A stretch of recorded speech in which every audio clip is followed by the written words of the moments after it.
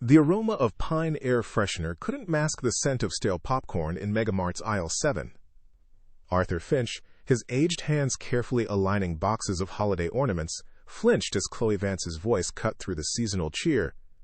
"Finch, pick up the pace! These shelves won't stock themselves, and customers don't wait for the elderly." Her words, sharp and dismissive, drew hushed whispers from nearby shoppers. But Arthur merely tightened his grip on a fragile bauble, his gaze fixed on the task. Long before the first customer arrived, Arthur Finch was already in the MegaMart break room, meticulously organizing his small locker. A faded photograph of him, younger, smiling widely in front of a chalkboard, was taped inside. He had once been a respected history teacher, guiding young minds, finding dignity in every lesson. But life, as it often did, had taken unexpected turns. A sudden medical emergency, a meager pension, and the relentless march of bills had driven him back into the workforce.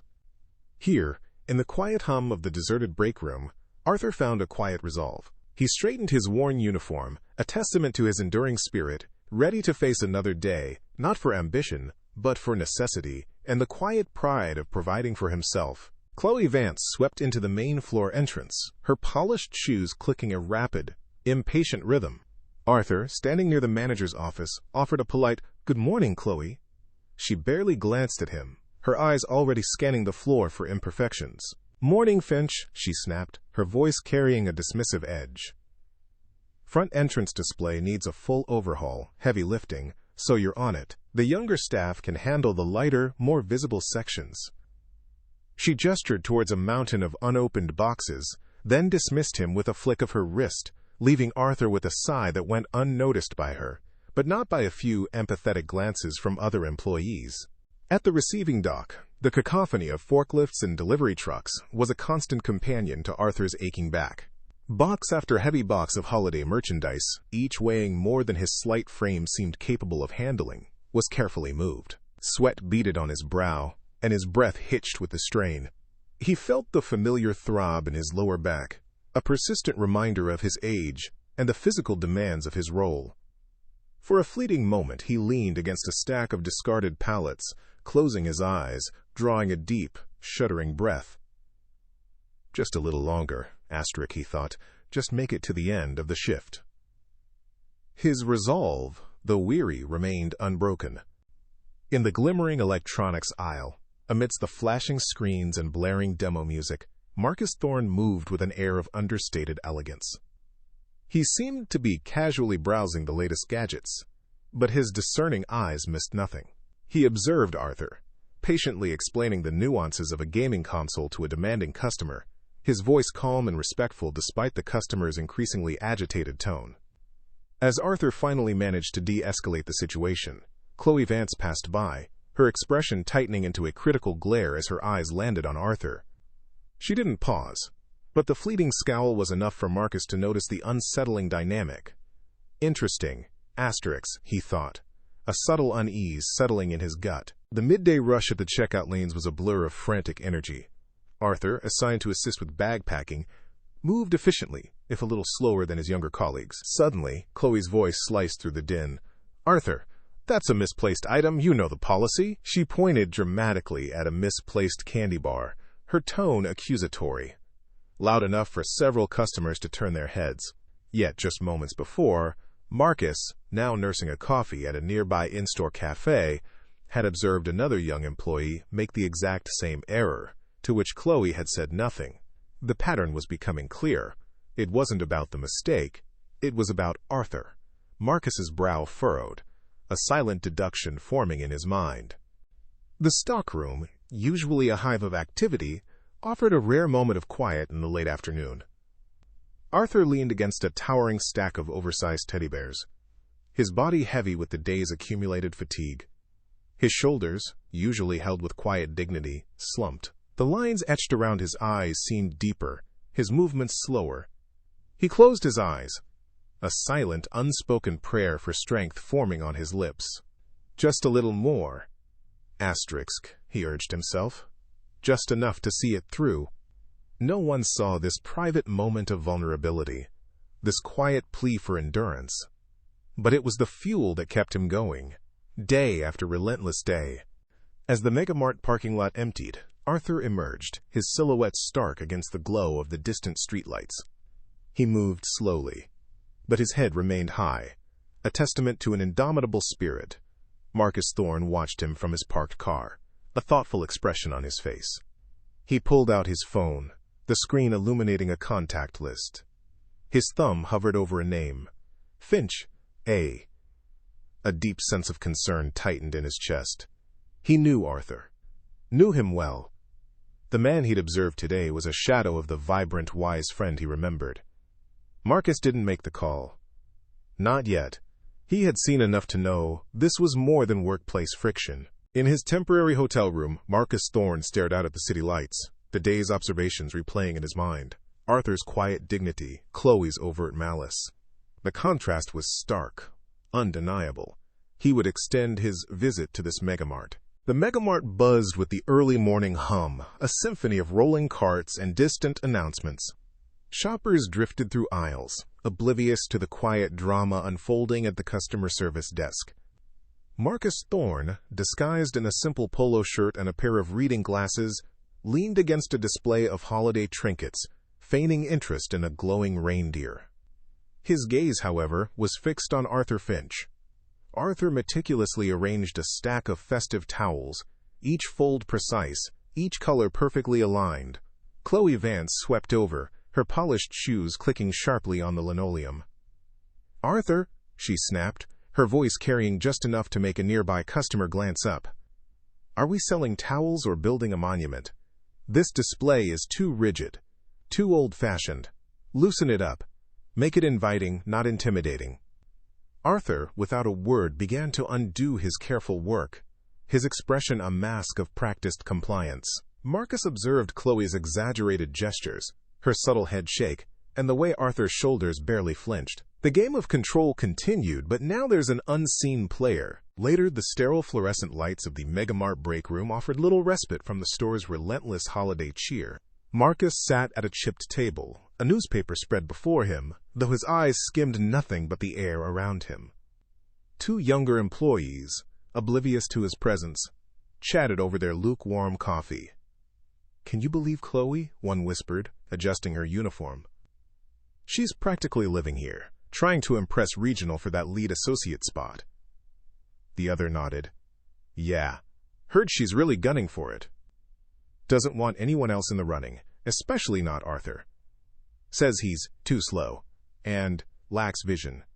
A discarded memo, half hidden under a stack of old magazines, bore the bold title, "Seeking Stellar Leadership, Lead Associate Opportunity." Marcus's feigned disinterest didn't waver, but his mind clicked into gear. Chloe's relentless targeting of Arthur wasn't just casual cruelty, it was strategic. A hidden motive emerges. Is Arthur standing in Chloe's way? The aroma of roasted chicken and freshly baked bread filled the deli section, usually a sanctuary from the store's more chaotic corners. Arthur, navigating a heavy cart laden with restock items, moved with practiced care. Marcus watched from a few feet away, picking out a salad from the refrigerated case. Just as Arthur turned a corner, Chloe appeared, seemingly out of nowhere. Her elbow, with almost imperceptible precision, accidentally connected with the side of Arthur's cart. A carton of milk toppled, splashing across the pristine tile floor. "Arthur! Goodness gracious, are you all right?" Chloe's voice was a practiced blend of concern and exasperation.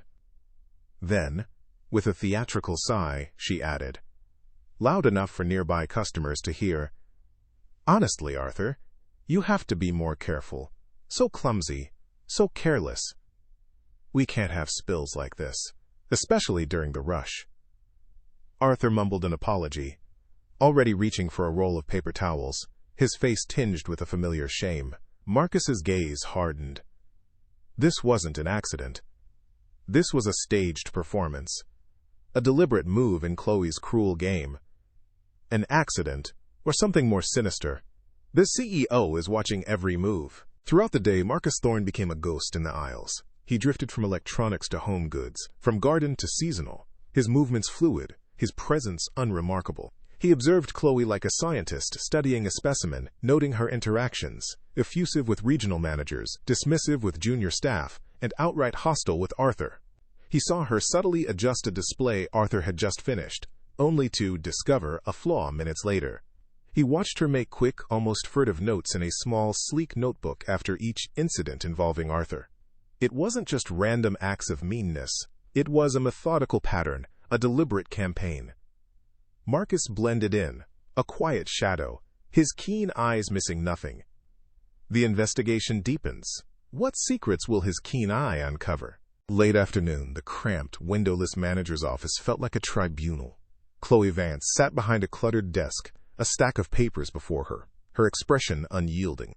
Arthur sat opposite, his posture straight, but his hands clasped tightly in his lap. "Arthur," Chloe began, her voice devoid of warmth, "we need to discuss your recent performance. These are concerning." She slid a pile of documents across the desk. Misconduct reports, customer complaints, efficiency warnings. Each page bore Arthur's name. Lost inventory sheet, a week ago. Your clumsiness in the deli yesterday. And a customer complaint about a slow checkout this morning. Arthur tried to interject. "Chloe, the inventory sheet was misplaced, not lost. And the deli spill?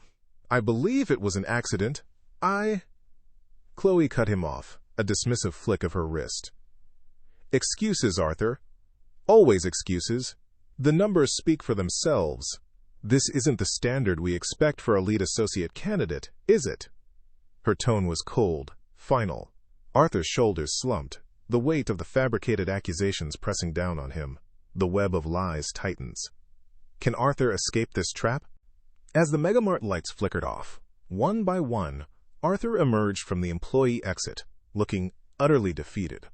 The day's accumulated indignities hung heavy on him. He walked slowly, his gaze fixed on the cracked asphalt of the parking lot. Then, almost imperceptibly, he straightened his shoulders, a subtle, silent defiance. A deep breath. He might be weary, but he wasn't broken. From the driver's seat of his rental car, Marcus watched, a quiet, knowing look in his eyes. As Arthur turned towards his modest sedan, Marcus offered a subtle nod of acknowledgement, a silent message of support that Arthur, lost in his own thoughts, didn't quite catch. Even in darkness, hope flickers. The CEO's plan is taking shape. Back in his temporary hotel room, the city lights blurred outside his window. Marcus Thorne sat on the edge of the bed, not looking at spreadsheets or reports, but at a faded photograph. It showed two young men, strong and vibrant, laughing into the camera. One was a younger Marcus, the other, a much younger Arthur Finch. Marcus traced Arthur's smiling face. He remembered the financial struggles of his own youth, the near-impossible dream of launching his first business. Arthur, then a kind and insightful high school teacher, had seen something in him, offering not just encouragement, but a crucial, timely loan that had changed everything. "You just need a chance, Marcus," Arthur had said, "and the wisdom to know when to take it." Marcus's jaw tightened. Arthur had given him his chance, his wisdom. Now, it was Marcus's turn. The true connection is revealed. This isn't just a worker. It's a friend. The MegaMart stockroom office, a cramped space overflowing with inventory manifests and shipping labels, was usually a quiet refuge. But this morning, it hummed with Arthur's frantic energy. He sifted through stacks of paper, his movements quick but uncoordinated, a quiet panic rising in his chest. The winter coat shipment, the sheet for aisle 7, he muttered to himself, his brow furrowed. Chloe Vance swept in, her presence instantly filling the small room. "Still looking, Arthur. That shipment arrived an hour ago. We can't have delays, especially with the holiday rush. What exactly are you doing?" Her voice, though laced with feigned concern, held an undeniable edge of exasperation. Arthur mumbled an apology, pointing to the chaotic desk. I can't seem to find the manifest. It was right here." From the stockroom door, Marcus Thorne, pretending to inspect a pallet of seasonal decorations, observed. As Chloe turned from Arthur, her lips curled into a subtle, almost imperceptible smirk. Marcus's eyes narrowed. This wasn't incompetence. This was calculated. Hours later, the MegaMart was a ghost town, its aisles dark and silent. Only the hum of refrigeration units broke the quiet. Marcus Thorne, no longer the casual customer, moved with a purpose through the empty store. He slipped into the back office, the door clicking softly shut behind him. The room was bathed in the cool blue glow of a computer screen as he expertly entered a series of alphanumeric characters into the keyboard. This wasn't a guest login. This was an executive override, a backdoor known only to a select few. The MegaMart internal system unfurled before him, a digital labyrinth of employee records, sales data, and operational logs. His focused profile was etched against the screen's luminescence, his mind already charting a course through the digital shadows. He knew what he sought, and he would find it. Marcus began with Arthur's personnel file. What he found made his blood run cold. Dozens of misconduct reports stared back at him from the screen, each a carefully crafted accusation. Delayed restocking, customer complaint regarding slow service, untidy display, poor attitude. The sheer volume was staggering, utterly contradicting Marcus's own observations of Arthur's diligent work ethic. He cross-referenced the dates of these reports with Chloe Vance's work schedule. The pattern was undeniable, sickeningly precise. Almost every single infraction, no matter how minor or vague, had been logged on a day when Chloe was the shift manager. This wasn't a record of poor performance. It was a systematic campaign of defamation. The quiet anger that had simmered within Marcus now burned hotter, solidifying into an unwavering resolve. This was a deliberate attempt to discredit a good man. The fabricated reports were just the beginning. Marcus delved deeper, navigating to the store's financial records. He meticulously reviewed daily cash register tallies, inventory adjustments, and sales reports. At first, the discrepancies were subtle, easily overlooked. But as he cross-referenced dates and shifts, a damning pattern emerged.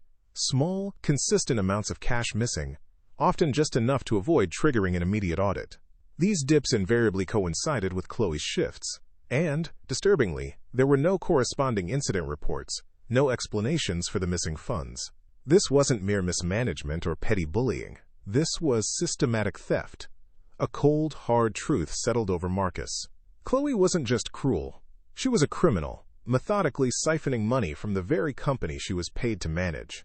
His grim expression tightened, the betrayal cutting deeper. The pieces clicked into place with chilling clarity. The lost inventory sheets, the orchestrated clumsiness in the deli, the constant, public reprimands, and the relentless stream of false misconduct reports. They weren't isolated incidents. They were threads in a meticulously woven web.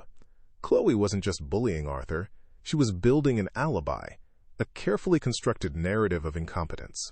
Should the missing funds eventually be discovered, she would have a ready-made scapegoat. She would point to Arthur's extensive, albeit fabricated, disciplinary record. His supposed forgetfulness, his carelessness, all designed to make him the believable fall guy for her own criminal actions. It was a cold, calculating scheme to destroy an innocent man's life and career, using his quiet dignity against him. Marcus's jaw hardened, a cold, righteous fury, replacing his earlier analytical detachment. This wasn't just professional misconduct. This was a deliberate act of professional assassination. Marcus stood, the first hints of dawn filtering through the office window, painting the dusty room in pale, ethereal light. He took a deep, steadying breath, the air heavy with the weight of Chloe's deceit. He looked out at the sleeping store, a silent promise forming in his mind, echoing the fierce loyalty forged years ago.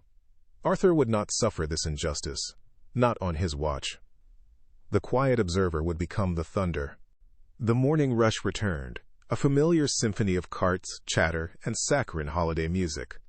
Arthur, oblivious to the storm brewing, meticulously polished a display of festive ornaments.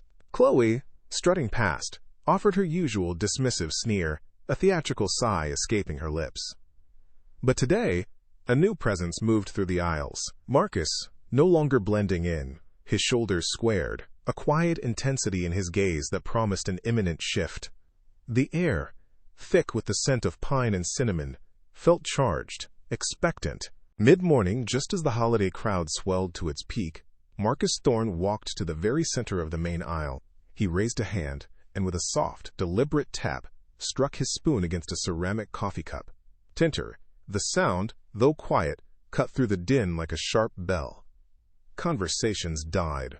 Shopping carts halted. All eyes turned to the man in the denim jacket. "Good morning, everyone," Marcus began, his voice calm, yet carrying an undeniable resonance that silenced even the faintest whispers. "I think it's time for some introductions." Chloe, who had been barking orders nearby, froze, a bewildered frown creasing her brow. Arthur, mid-stalk, looked up, a flicker of confusion in his eyes. The entire store held its breath. The holiday season had engulfed MegaMart in a shimmering, festive chaos. Amidst the tinsel and twinkling lights of Aisle 7, Arthur Finch moved with the practiced grace of a seasoned craftsman, meticulously arranging a display of faux snowmen and glitter-dusted ornaments. Each placement was deliberate, a small act of quiet perfection.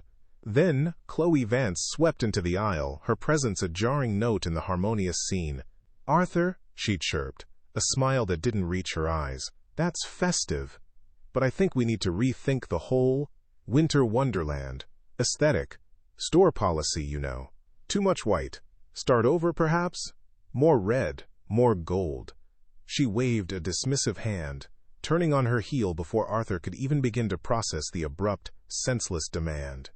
From a nearby end cap, Marcus Thorne, feigning interest in a drone, watched Arthur's shoulders slump ever so slightly before he began, without a word, to dismantle his careful work. Later that afternoon, the break room buzzed with the low hum of conversation and the clatter of lunchboxes. Marcus settled in a corner with a lukewarm coffee and a deliberately uninteresting magazine, listened intently. Two junior employees, barely out of high school, were animatedly discussing the upcoming lead associate promotion. "Chloe's been on a warpath about it," one whispered, digging into a bag of chips. "She thinks Arthur's going to get it. Says he's too slow and out of touch, but honestly, he's the only one who knows where anything is in this whole store." The other nodded vigorously. "Right? And she always picks on him. Like yesterday for the lost inventory sheet. I saw her put it in her own binder." Marcus sipped his coffee, his expression unreadable, but inside, a puzzle piece clicked into place.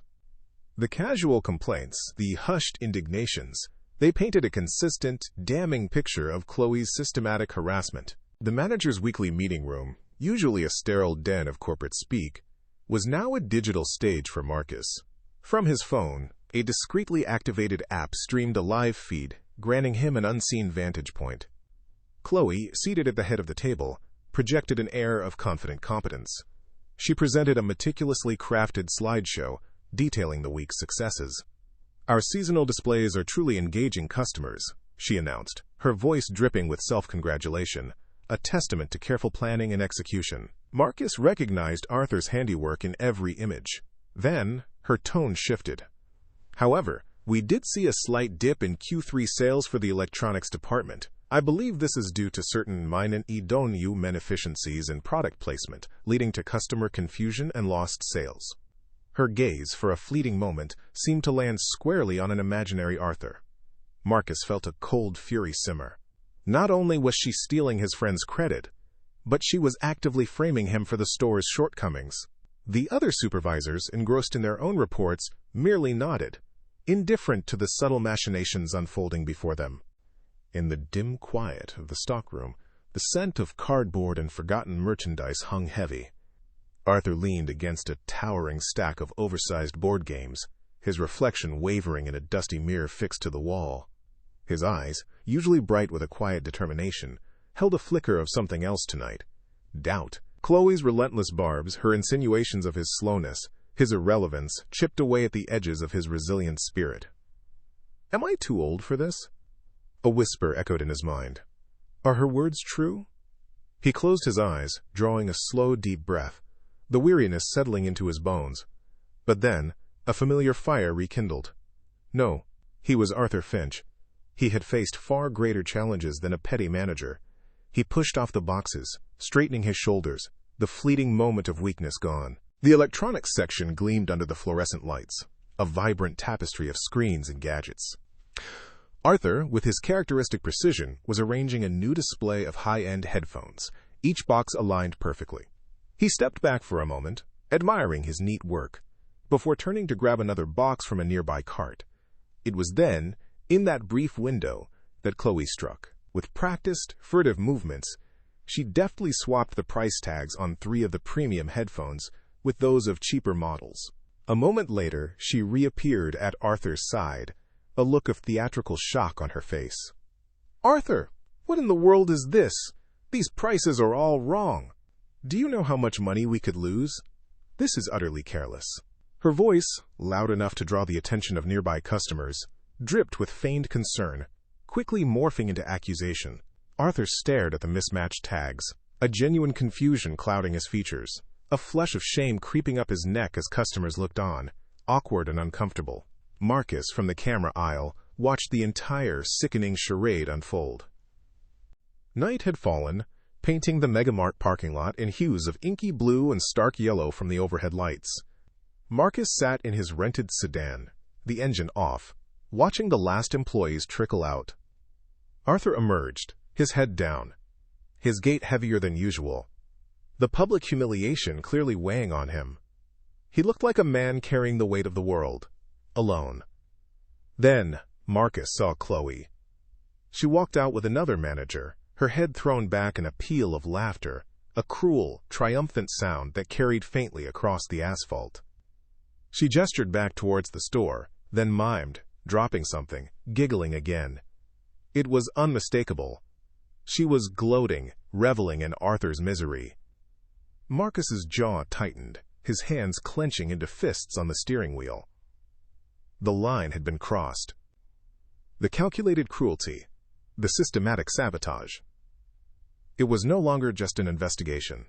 It was personal. The time for observation was over. Tomorrow, the mask would come off. Back in his temporary hotel room, the city lights blurred outside his window. Marcus Thorne moved with the quiet intensity of a general before battle. Spread across the desk were the spoils of his covert war, photos of Chloe's subtle sabotages, notes detailing her verbal abuses, audio recordings of employee confessions, and damning screenshots of financial discrepancies. He reviewed each piece, a cold, strategic fire in his eyes. Then, he picked up his phone. A series of swift, decisive calls followed, to HR, to regional security, to his most trusted executive assistant. "I need them here first thing in the morning," he instructed, his voice low but firm. "No exceptions. And make sure Arthur Finch is scheduled to open. This needs to be done publicly." The trap was meticulously set. Tomorrow, justice would be served. The MegaMart main aisle buzzed with the usual morning rush. Carts rattled, children whined, and the distant, tinny holiday music blended into a cacophony of commerce. Arthur Finch, ever diligent, meticulously arranged a display of festive cookies, his movements slow but precise. Chloe Vance, radiating her usual self-importance, strode past him, her eyes flicking over his work with a dismissive sneer before moving on to loudly direct a younger employee. Unseen by Chloe, Marcus Thorne stood a few aisles over, seemingly lost in thought by a display of electronics. But his gaze was not on the latest gadgets. It was fixed on Arthur, then on Chloe, his posture subtly different today, a quiet intensity replacing his casual observation. The stage was set. Suddenly, a sharp, clear clink cut through the store's drone. Marcus Thorne, no longer a mere customer, had tapped a spoon against a glass from a nearby coffee display. The unexpected sound, so deliberate in its quiet command, reverberated. Conversations faltered. Carts paused. The holiday music seemed to dim. Every eye in the main aisle, from the bewildered shoppers to the startled employees, turned towards Marcus, who now stood in the center, his presence suddenly commanding. His voice, calm yet powerful, resonated. "Attention, everyone. My name is Marcus Thorne." Chloe, mid-sentence with a junior associate, froze, her jaw dropping in bewildered confusion. Arthur, polishing a shelf, stopped, his eyes wide with stunned recognition. Chloe Vance, her face paling, let out a nervous, disbelieving laugh. "What? Is this some kind of joke, sir? We're very busy." Her voice, usually sharp, wavered, betraying the tremor of panic beneath. She tried to dismiss him, to wave him off as an eccentric customer. But Marcus's gaze was unwavering, his composure unshakable. He reached into his jacket pocket, pulling out a sleek, black corporate ID badge that glinted under the fluorescent lights. The MegaMart logo, followed by Marcus Thorne, Chief Executive Officer, was emblazoned clearly. The air in the store went dead silent. Chloe's forced grin evaporated, replaced by a ghastly, ashen pallor. The joke, she realized with a sickening lurch, was on her. Marcus didn't waste a moment. With practiced ease, he pulled a slim tablet from his other pocket. As he tapped the screen, a large monitor near the checkout lanes, usually reserved for advertising, flickered to life, displaying a series of documents. For weeks, Marcus's voice cut through the stunned silence.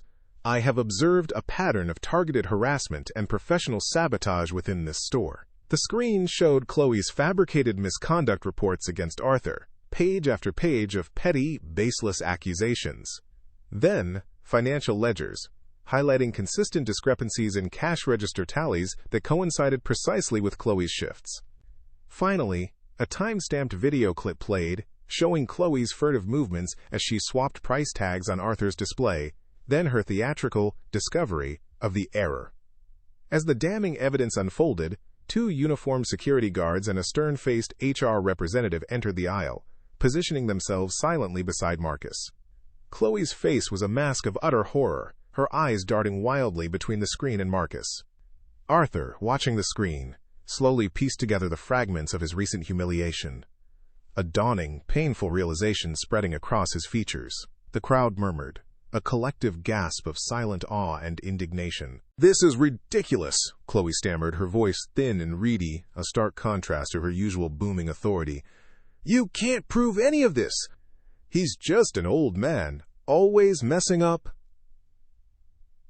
Her words, however, fell flat, devoid of their usual venom, lost in the overwhelming weight of the visual evidence. Marcus simply shook his head, a look of profound disappointment on his face. He nodded subtly to the security guards. They moved with quiet efficiency, one on each side of Chloe. Ms. Vance, the HR representative stated, her voice devoid of emotion, "Your employment with MegaMart is terminated, effective immediately. Security will escort you out." Chloe tried to resist, a desperate, strangled protest escaping her lips, but it was useless. As the guards gently but firmly guided her towards the exit, her protests faded, swallowed by the growing murmurs of the stunned crowd.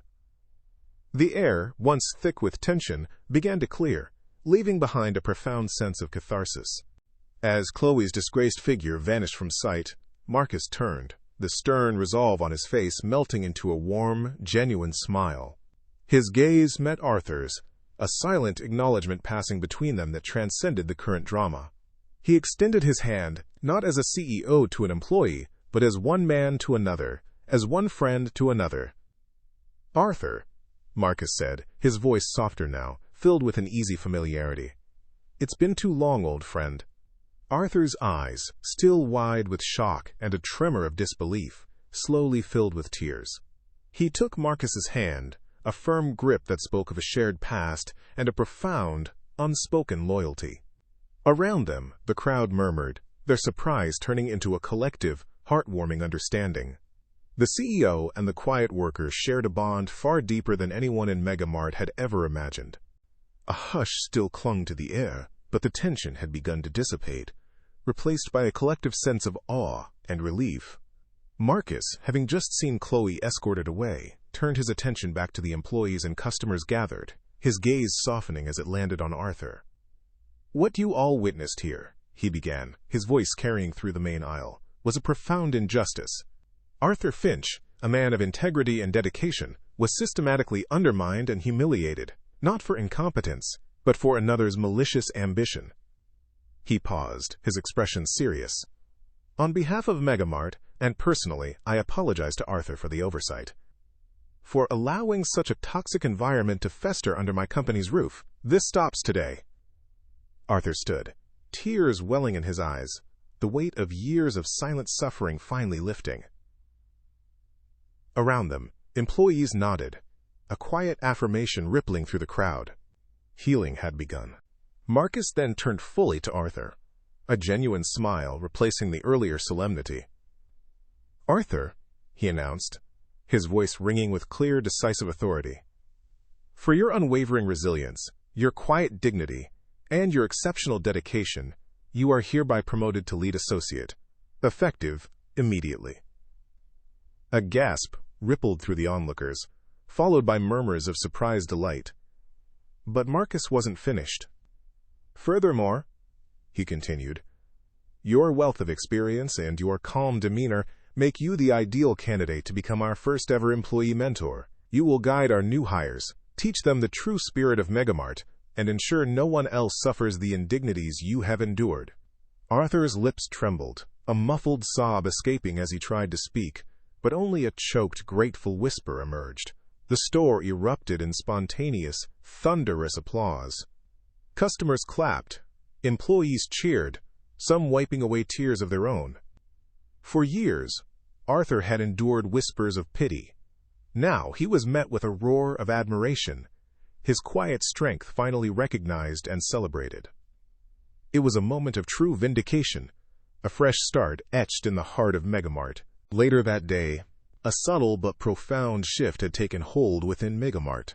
Arthur, now wearing a crisp new vest and a shining lead associate badge, moved through the aisles with a renewed lightness in his step, his posture straighter, his smile genuine and unburdened.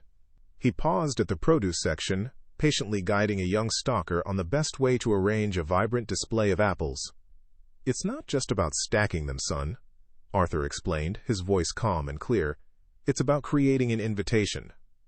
The young man listened intently, nodding respectfully. Other employees, who once might have avoided eye contact or offered a quick, strained greeting, now approached Arthur with genuine smiles and questions.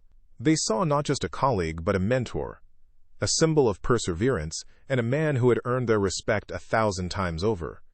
As the sun began to set, casting long shadows across the main floor, Marcus and Arthur stood together near the entrance, observing the evening rush. The air felt different, lighter, almost sparkling with a newfound energy. The hurried whispers of discontent were gone, replaced by the genuine hum of productive activity and friendly banter. Employees moved with purpose, but also with a visible sense of ease. "It's amazing what a little sunshine can do," Arthur mused, a contented smile playing on his lips. Marcus nodded, his gaze sweeping across the bustling store. "It's not just sunshine, Arthur. It's the removal of a shadow, and the affirmation that integrity, when championed, always wins." The shared moment, a quiet understanding between old friends, cemented the promise of a brighter future for MegaMart. A week later, back in the gleaming quiet of his corporate office, Marcus Thorne sat at his expansive desk, a framed photo of himself and a younger Arthur on a fishing trip perched prominently beside his monitor. The MegaMart visit had been more than just an inspection. It had been a visceral lesson in leadership. He reviewed the final draft of a new company-wide initiative, the Thorne Principles of Employee Respect. It outlined a zero-tolerance policy for workplace bullying and introduced an undercover executive program, ensuring that no employee's quiet struggles would ever again go unnoticed. He leaned into his recorder. "Memo to all regional managers. The greatest asset of this company walks through our doors every day. It's not just their labor we value, but their dignity, their wisdom, and their peace of mind. Let Arthur's story be a testament to what we stand for, and what we will never tolerate." That evening, in the cozy warmth of Arthur's modest home, the aroma of a home-cooked meal filled the air. Arthur and Marcus sat at a small kitchen table, old photo albums spread between them, their laughter echoing softly. "I still can't believe it, Marcus," Arthur said, shaking his head, a genuine lightness in his eyes. "All those years, you were the CEO, and you came and saw me just like that," Marcus chuckled, raising his glass. "Some friendships transcend titles, old friend. You taught me more about endurance and character than any business school ever could." I just returned a favor that was long overdue. They talked for hours, reminiscing about shared college antics and the simple joys of their youth, the corporate drama of MegaMart fading into the background. It was a reunion of two souls, bound by history, respect, and an unspoken understanding that some bonds, forged in the fires of life, are truly unbreakable. Months had passed since the dramatic unveiling at MegaMart, and the holiday season had returned, but this time, the spirit was undeniably different. The scent of pine and cinnamon now hung lighter in the air, no longer tinged with the metallic tang of unspoken stress. Holiday music played, not as a desperate attempt to lift sagging spirits, but as a genuine backdrop to cheerful commerce. In Aisle 7, and indeed throughout the entire bustling superstore, a quiet revolution had taken root. Arthur Finch, no longer simply an elderly retail worker, moved with a newfound lightness in his step, though his hands still performed tasks with the same meticulous care. His new lead associate and employee mentor badge gleamed softly against his vest, a symbol of earned respect. He guided a younger employee through the intricacies of a new seasonal display, his voice calm, patient, and full of the wisdom only years of experience could bestow. The employee listened intently, not out of obligation, but out of genuine deference.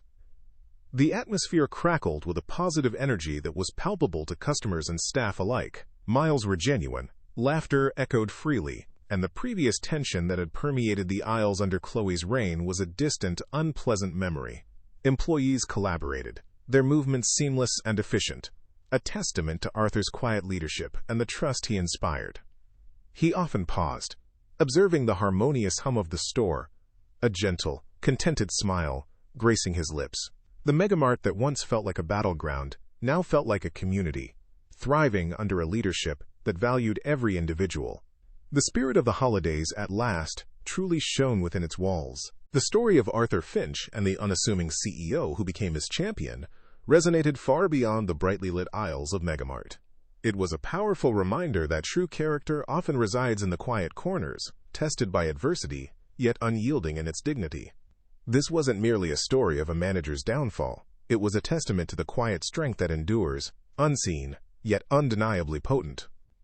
Never underestimate the power of those who keep showing up, even when the world tries to break them. Arthur's perseverance, his unwavering commitment to his work despite relentless malice, proved that intellect and integrity are the most formidable weapons against injustice. And Marcus Thorne, the CEO, who chose observation over assumption, strategy over swift judgment, exemplified leadership that sees beyond titles and recognizes the invaluable worth in every individual. He understood that true power wasn't just in wielding authority, but in discerning truth and empowering the deserving. Arthur's story proves that truth always wins, and justice, when pursued with intelligence and resolve, always finds the guilty. His vindication provided a deep, satisfying catharsis, affirming that even against the most sophisticated schemes of discrimination, genuine worth will ultimately be recognized and celebrated. His quiet strength, once overlooked, became the very foundation of a transformed workplace, echoing a universal truth. The most profound impacts are often made by those underestimated, who, through their quiet resilience, inspire a new dawn.